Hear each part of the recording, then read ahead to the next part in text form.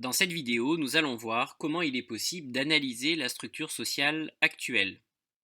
Nous allons notamment voir quels sont les prolongements contemporains des théories des classes sociales. À l'issue de cette vidéo, il s'agira de comprendre qu'il existe de multiples critères de différenciation sociale. Il s'agira également de comprendre la théorie des classes sociales de Pierre Bourdieu et enfin de comprendre l'intérêt de la nomenclature des PCS. Il existe dans les sociétés contemporaines une multiplicité de critères de différenciation sociale, c'est-à-dire qu'il est possible de repérer des groupes d'individus en fonction de différents critères. Ces critères peuvent renvoyer à l'âge, au genre, à l'origine ethnique, au lieu de résidence ou encore à la génération. Il y a donc une multiplicité des critères de différenciation sociale qui a tendance à brouiller les frontières de classe.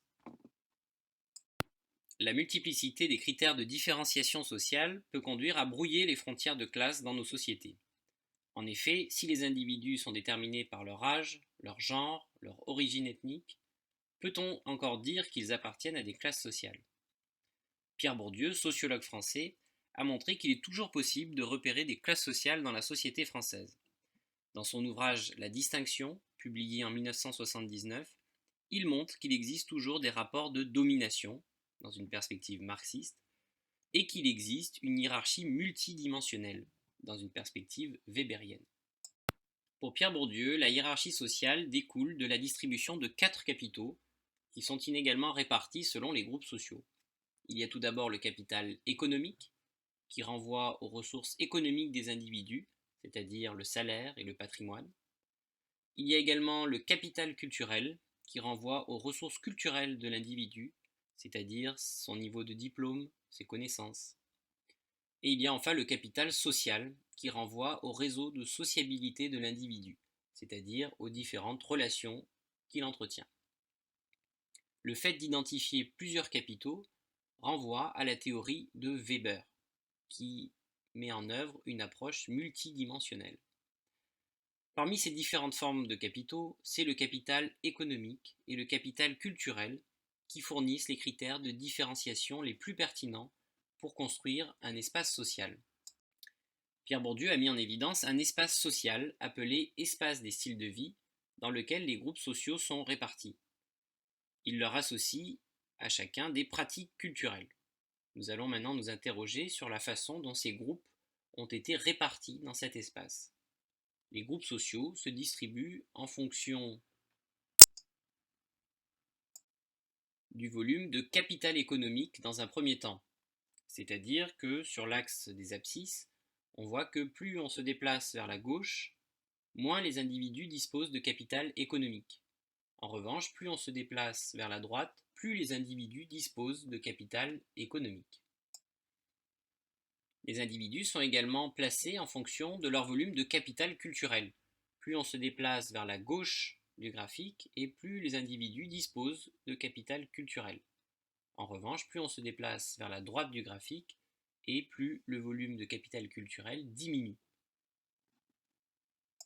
Sur l'axe des ordonnées, on peut observer le volume de capital total qui est détenu par les individus. Ce capital total est la somme des deux formes de capitaux, le capital économique et le capital culturel. Plus les individus sont regroupés dans le haut du graphique et plus ils disposent d'un volume de capital total important. En revanche, les groupes sociaux qui sont situés dans le bas du graphique disposent d'un volume de capital total plus faible. Aux différents groupes sociaux sont associés des styles de vie qui dépendent de la structure du capital des individus et des groupes sociaux. Par exemple, les professions libérales jouent régulièrement au golf, au tennis et pratiquent le piano. On peut remarquer que ces professions libérales sont situées dans le haut du graphique, ce qui signifie qu'elles ont un volume de capital total assez important. On peut remarquer, si l'on se déplace dans cet espace, qu'à d'autres groupes sont associées d'autres pratiques culturelles. Par exemple, les ouvriers qualifiés et les contremaîtres pratiquent d'autres activités comme la pêche, la belote ou encore le football. Ces groupes sont situés cette fois-ci dans le bas de l'espace social dans le bas du graphique, cela signifie qu'ils disposent d'un volume de capital total plus faible que les professions libérales. Pierre Bourdieu s'inscrit dans une optique de classe sociale. Il montre que les groupes sociaux s'inscrivent dans des rapports de domination. On est ici alors dans une perspective marxiste, et Pierre Bourdieu distingue ainsi trois classes sociales. La première classe sociale est la classe dominante, qui essaye de maintenir sa position par une stratégie de distinction sociale, c'est-à-dire qu'elle a des pratiques culturelles qui lui sont propres. Elle va définir et imposer pour le reste de la société une culture appelée culture légitime, c'est-à-dire une culture dont les pratiques sont socialement valorisées. On retrouve cette classe dominante dans l'espace délimité par le rectangle. La deuxième classe sociale repérée par Pierre Bourdieu est celle de la petite bourgeoisie. Les petits bourgeois occupent une position sociale moyenne dans l'espace social. Cette classe se caractérise par ce qu'il appelle la bonne volonté culturelle. Cela signifie que les petits bourgeois essaient de copier le style de vie de la classe dominante dans une perspective d'ascension sociale. Enfin, Pierre Bourdieu repère les classes populaires. Celles-ci sont situées à l'extrémité de l'espace social et sont condamnées à ce qu'il appelle le choix du nécessaire. Leur manque de capital économique et culturel les condamne à avoir des styles de vie simples, et ces groupes vont donc valoriser cette simplicité à travers leurs pratiques culturelles. Nous allons maintenant voir comment les individus sont classés actuellement dans la société française par l'INSEE. Nous allons voir que l'INSEE utilise la nomenclature des PCS. L'INSEE, elle, utilise des critères plutôt liés à la profession pour fonder ce qu'on appelle la nomenclature des professions et catégories socio-professionnelles, PCS. En fait, cette nomenclature lui permet de réaliser des enquêtes économiques et sociologiques. L'INSEE a donc décidé de faire la synthèse de plusieurs critères comme la profession, la position hiérarchique et le statut du salarié pour définir un certain nombre de groupes socio-professionnels.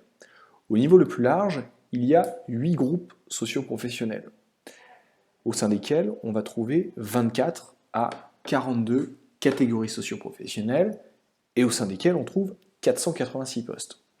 Voyons tout d'abord comment se construit la nomenclature au niveau des 8 groupes socio-professionnels. À un premier niveau, on distingue les actifs des inactifs. Rappelons que les actifs sont les personnes âgées de plus de 15 ans qui exercent ou qui sont à la recherche d'un emploi rémunéré.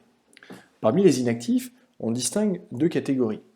Les retraités, qui représentent le groupe 7 de la nomenclature des PCS, et les autres personnes sans activité professionnelle, qui représentent le groupe socio-professionnel numéro 8.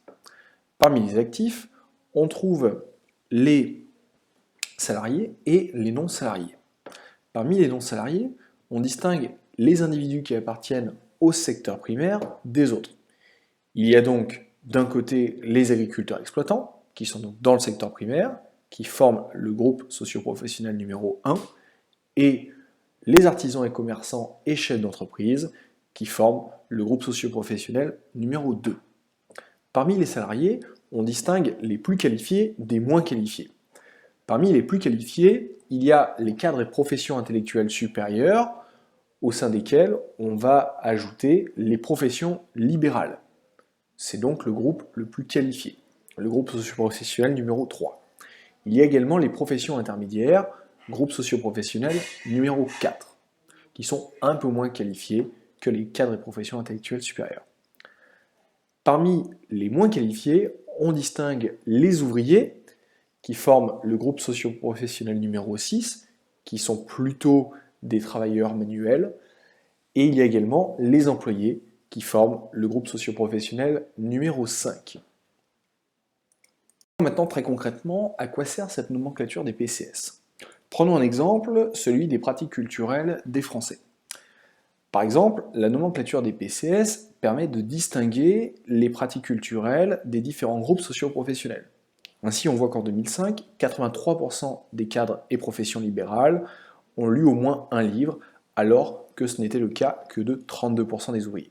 Cette nomenclature permet donc de faire une comparaison entre les pratiques économiques, sociales, culturelles des différents groupes socioprofessionnels.